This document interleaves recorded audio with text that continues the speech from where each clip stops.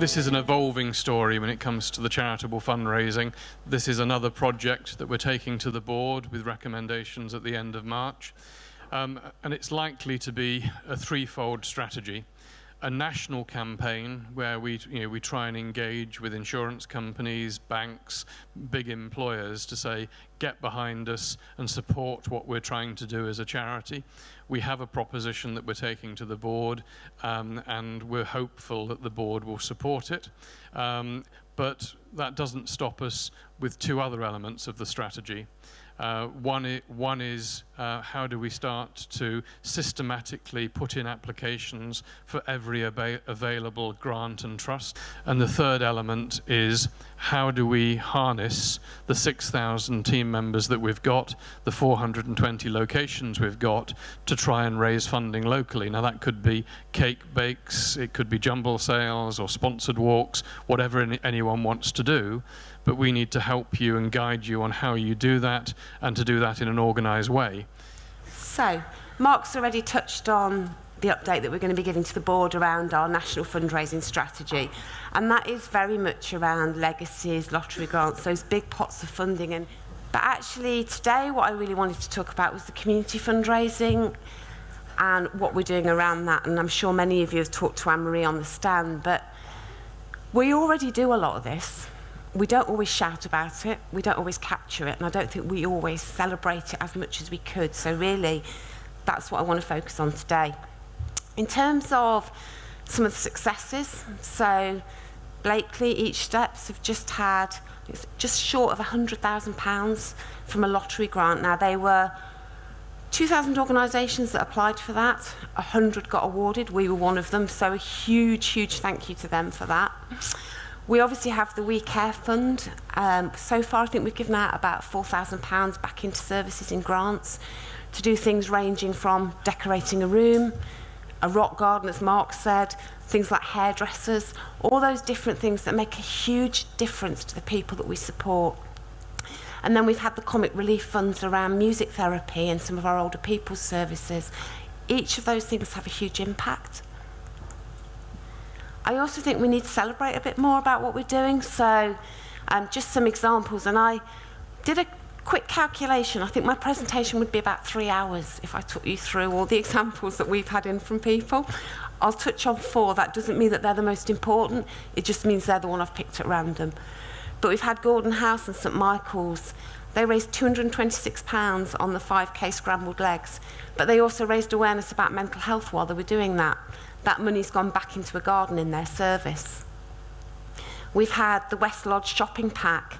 Over £1,000 was raised by the team there. Again, they invested that money in their garden, and that was just going out and packing bags in the local community and collecting funds.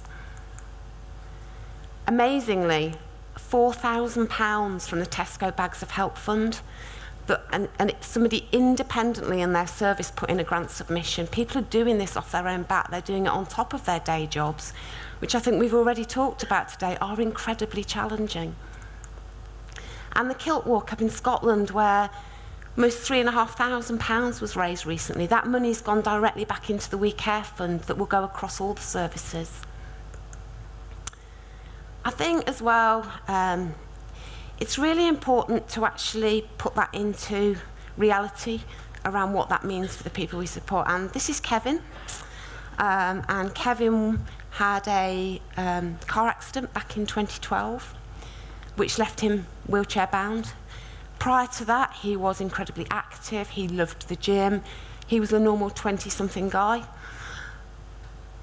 What happened was the team that was supporting him up in Scotland was so moved, they decided to raise funds.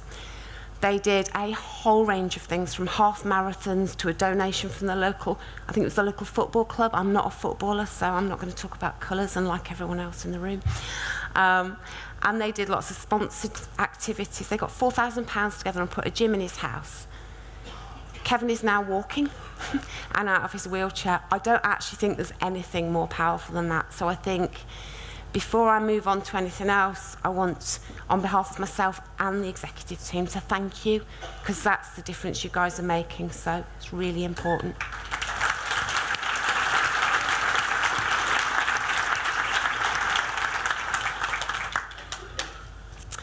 So you may have already seen in your packs today, along with your Haribos, you have a draft fundraising pack. And I'm saying this is a draft because actually we need your feedback. Fundraising has a lot of laws, a lot of process and a lot of frameworks that we have to tick the boxes. If we fall foul of some of those regulations as an organisation, we're quite exposed, we can get fined, we get bad press. What we don't want to bog you down in is all those processes so that we stop that enthusiasm that you've got at the local level. So we need to support you more basically to do more of what you're already doing and make sure the right checks and balances are in place so that you can get on and do that. Anne-Marie and the team working with marketing and comms have put together a draft pack. We need your feedback on it. You'll find in there's some tips. We've got a little brief around what are the legal requirements. You've got some sample sponsorship forms, things like that. Have a look through. If there's stuff in there that you think, actually, do you know what? Maybe it should include this. What about this? It would really help if we had X. Then by all means, come back to us. As I say, it is very much a draft at this stage. A couple of things that are going to start happening. So from the end of March, we're going to have a dedicated fundraising area on Click. It's not going live till the end of March to give you time so you can feed back on the fundraising pack because that will be downloadable from there. We want to start things like those barometers that show how much we're actually raising. We're going to be launching a dedicated fundraising feed on Yammer. Each month, Mark's going to do a CEO shout out, just picking one of those and really celebrating some of the successes.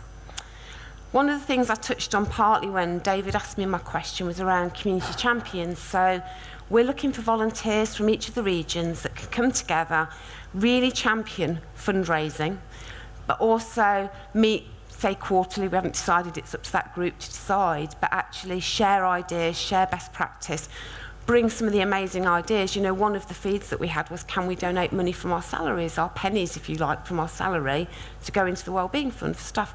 It's things like that that you guys really understand that we need you to feed up, and we need to make sure there's a way of doing that and it actually gets actioned. And then we're going to be looking at our fundraising team, because at the moment we don't have one. We have Anne-Marie on her own trying to do all of this, and it's about how we can bring in a community fundraising person to support you as well.